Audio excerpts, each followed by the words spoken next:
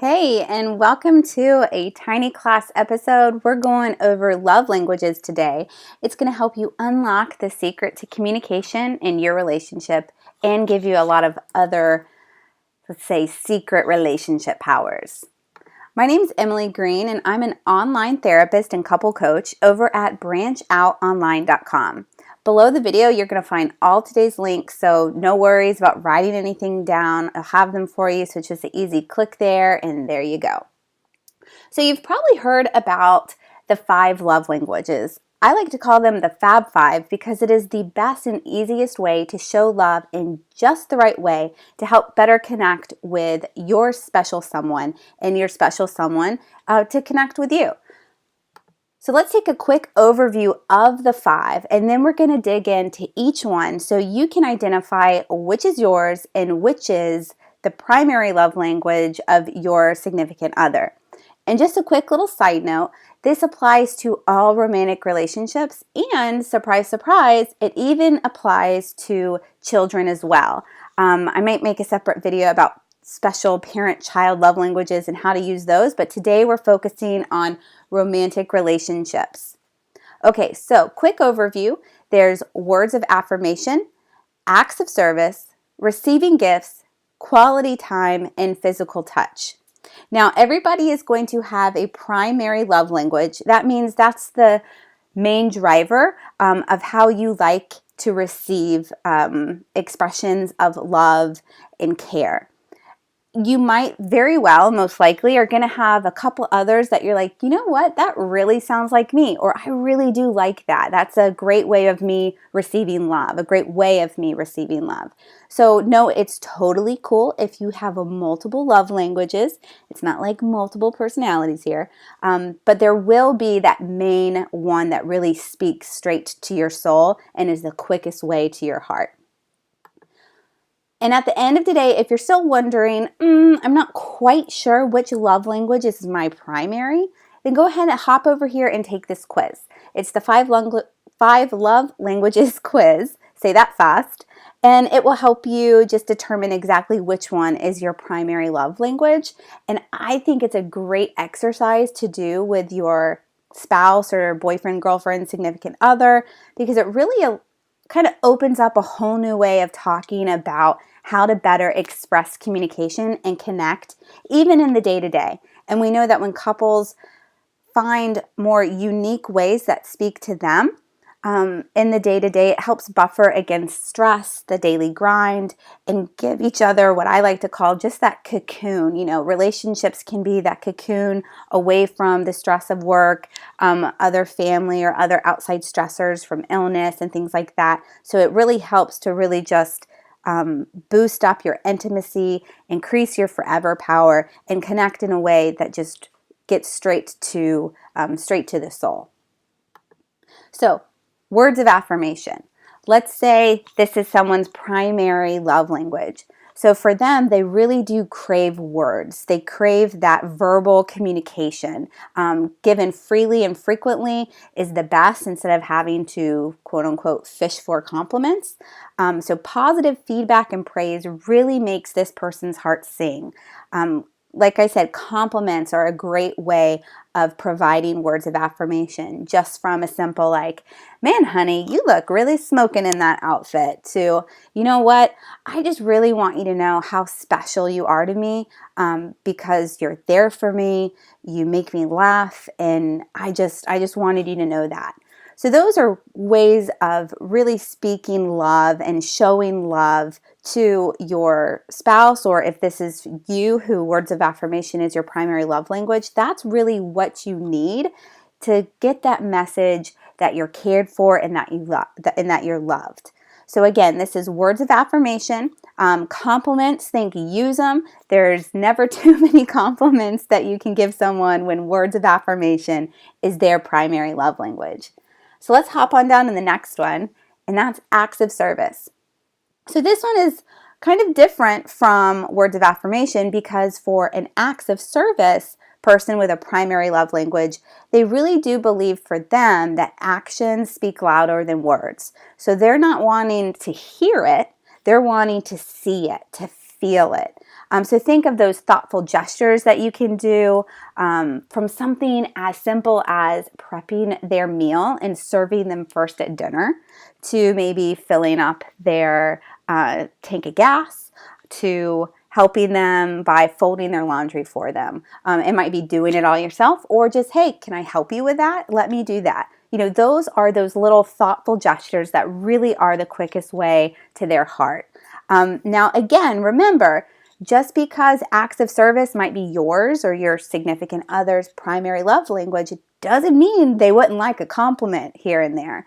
In fact, just to share a little bit about myself, words of affirmation is my number one driver for my love language, but then acts of service is a really quick second. So put those two together for someone like me, and you are spreading love, like it's going out of style. And for me, both of those together is a killer combo. So let's take a look at receiving gifts. Now, this is one that I think is kind of controversial, which might sound strange, but I want to just quickly shed all doubt on this one because it gets a bad rap. Many people believe that if receiving gifts is yours or your significant other's primary love language, it means that you have to buy their love. And that is not the truth at all. Receiving gifts is just your way or your significant other's way of really getting that message that they're important, that they're loved and appreciated. So remember, just like with the other two, from words of affirmation to acts of service, it doesn't have to be some big, bad, expensive thing. It can be something as simple as a trinket, a card. But again, remember, make it unique to your couple. So if you know that your significant other, that receiving gifts is just something that makes them glow inside, then if she's or he is really into cards, get them a card. Or if it's something as, you know what, hey, I got you this bracelet, I was thinking of you. Or something as silly as like, hey, look, I saw this mug in the Jiffy store and it has your name on it and it made me think of you. It just really is reminding that person that you care about them and that you are thinking about them even when you're with them and when you're apart. So quality of time. Quality of time is one of those primary love languages where it's really about, in a way, action, because you're giving your partner your undivided attention. And we all know that in today's go-go, fast-paced, just way of life, that can be really hard to do. So I always say, just put your cell phone away, give them complete attention, and then you will be getting right to their heart, sending them love and affection by showing them that, hey, you're important. I'm going to give you my time, my devotion. So remember, quality of time really is about you can think of it as being single-minded. So don't try to multitask with someone whose primary love language is quality of time. And also note that just because someone has a primary love language of quality time, again, it doesn't mean you're not going to use words of affirmation. Throw those in there. Because we know that you're not going to be able to use this quality of time 24/7 in your relationship because you've got lots of other things you got to do too. But definitely carve out and be intentional about using quality of time or one of the other primary love languages so that you're able to better connect and show and share love with your significant other and vice versa. So if your significant other, or for you, make sure that being able to cultivate and utilize these love languages for yourself and for your significant other will greatly increase your couple satisfaction, your feeling of intimacy and closeness. So last one, physical touch. Physical touch, I feel it's kind of that controversial one, similar to receiving gifts. Because when we hear physical touch, a lot of us think immediately of sex. Now, is there anything wrong with sex? No way. Sex is a healthy part of a consenting relationship. But physical touch a lot of times can get overlooked when we're talking about those other ways of expressing physical touch. Think of kind of like middle school. So the couples I work with, I like to encourage them to go throwback to that middle school time where just a simple touch maybe it unexpected or maybe with that nervous first hand holding, it really goes a long way. So again, just think of who your significant other is and know what is it that they really seem to crave or respond well to. I'm a big hugger, where I know some other people are like, please give me my space. So possibly for them, this isn't their primary love language. But someone whose physical touch might be their primary love language, they might really respond well to just hand holding when you're out in public. It's just a really easy way of communicating and showing love even when you're out and about. Or just a simple brush of the shoulder, a little shoulder squeeze, to brushing someone's hair off their face. Those ways that you can physically touch your significant other when that's their primary love language, it's just a really powerful yet simple and strategic way for you to communicate with them on an ongoing basis that, hey, I know you, I know what you need, and I'm going to meet that by using your primary love language as best as I can and as often as I can.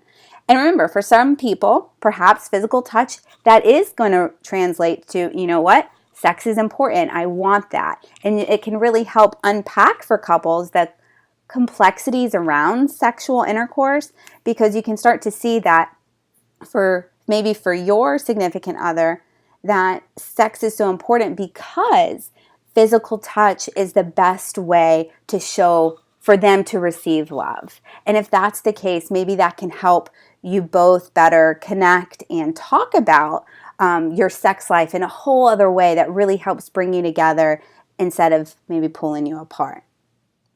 So I've made something special for you. I've got the free Happy Couple Kit over at branchoutonline.com. Don't worry, I'll put the link below so you can go grab it. I include a really cool extra activity for how to use love languages, and then also 2 others that I teach the couples I work with about how to make your relationship hot, how to up your sensuality in your relationship, and then also how to actually communicate in a way that works. It's really simple, but it's a really powerful exercise. So I wanted to give that to you. So there's 3 of those goodies in the Happy Couple Kit over at branchoutonline.com.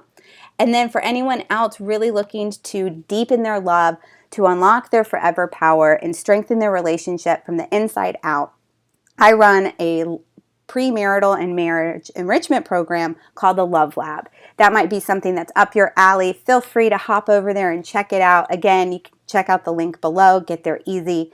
And if anything, I just really encourage you to get to know the love languages. Use them in your relationship. You will not be sorry. It will really help increase your closeness. And I think that is one of the things that really helps couples feel better, happier, and stronger together.